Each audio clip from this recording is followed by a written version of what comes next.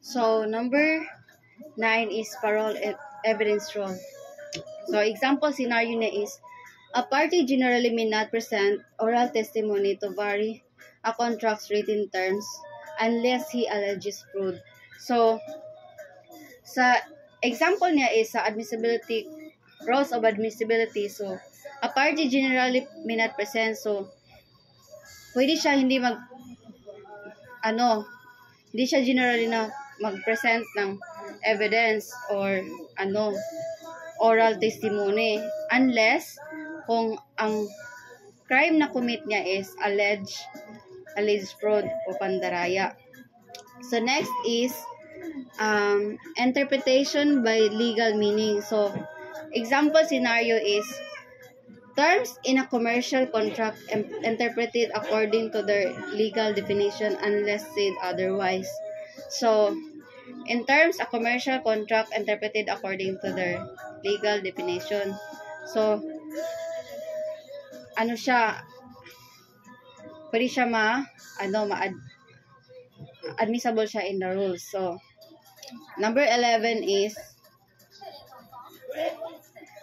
give effect to all provision instruments. So, example scenario is court tries to harmonize all terms in document even if some seem inconsistent. So, for example, ang court is try niya na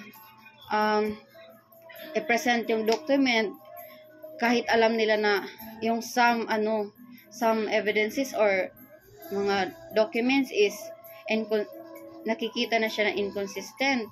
So, next is Section 12 is general and particular probation. So, general and particular probation example scenario is where a contract has both a broad and a specific term, and the specific term is followed. So, general particular probation siya. So, when the contract has a broad and a specific term, so may malawak siya na specific term, and the specific term is dapat ma-follow.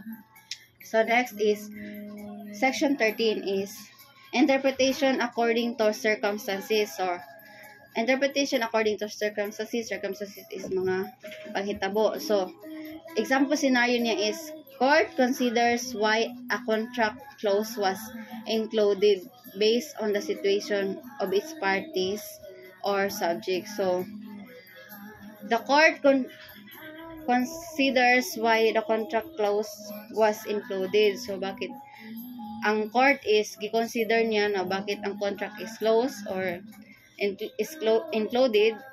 It is based on the situation or the parties or subject. So number 14 is peculiar signification of terms. So when you say peculiar signification of terms, example scenario is deposit in a bank agreement is proven to mean a specific hold, not a general deposit by showing both sides usage. So in a bank agreement is proven to mean special hold. So hindi na siya generally deposit by showing both sides of usage. So, hindi na siya need ng both sides So number 15 is written versus printed words. So from the word written, so sinulat mo in printed words ging print through a computer. So if example is if a pre-printed form conflicts with handwritten addition, the handwritten words prevail. So for example, may print tapos may handwritten. So dapat yung mas mangibabaw doon yung handwritten. So number 16 is expert interpreters on unclear writing languages. So for example scenario is accident document in Latin is interpreted with the help from a Latin scholar. So for example is ancient document pala. Ancient document in Latin is interpreted with help from a Latin scholar. So, for example, yung pagsulat ng sa tao is in a Latin term. So, kinakailangan na may mag-help na isang tao na marunong sa Latin terms. Paano i-explain? So, dapat magkaroon ng mga experts. So, number 17 is, which construction preferred? So, which construction preferred is, example scenario is, a provision disputed by the parties is construed against the party who drafted it. So, a provision disputed by the parties is construed against the party who drafted it. So, kung ang provision daw na disputed by the party is pwede siya maging against sa sa parties na nag-draft dito.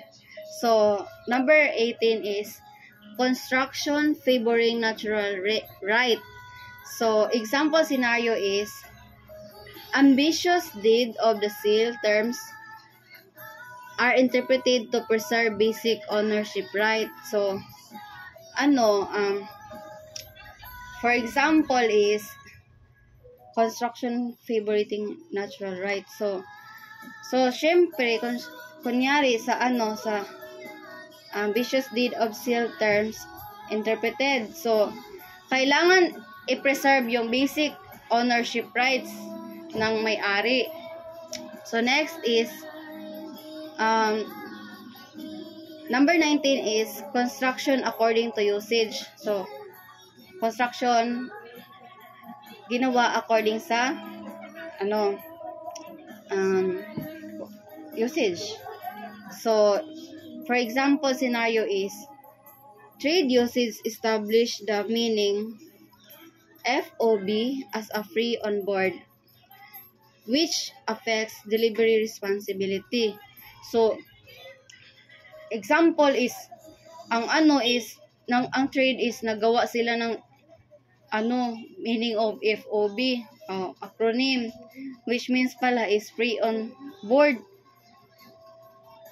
Tas naka-apekto siya sa delivery responsibility. So, siya? Example siya ng rules of admissibility. So, last one is witnesses their qualification. So, ano yung mga qualification ng mga witnesses?